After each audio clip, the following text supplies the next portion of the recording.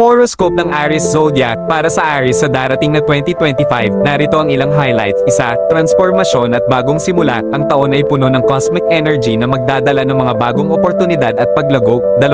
Pag-ibig at relasyon. Magandang taon ito para sa mga mag-asawa. May mga magandang sandali at pagsasama na magpapalalim ng inyong relasyon. Pero, may mga hamon din na maaaring dumating, kaya't mahalaga ang komunikasyon. 3.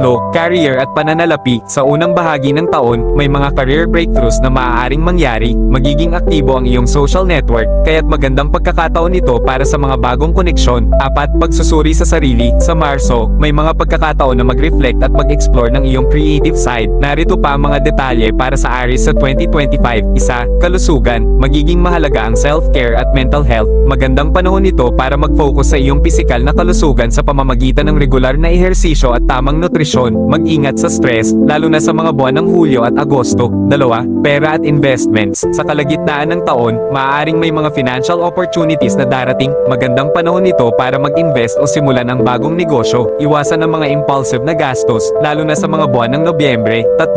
Personal na relasyon. Sa mga buwan ng Enero at Pebrero, maaaring makatagpo ng mga bagong kaibigan o makilala ang mga tao na magiging mahalaga sa iyong buhay. Ang mga Aries na single ay maaaring makatagpo ng potential partner sa mga social events. 4. Pagsasagawa ng mga layunin. Ang Setyembre ay magandang buwan para sa mga Aries na mag-set ng mga bagong layunin at magsimula ng mga proyekto.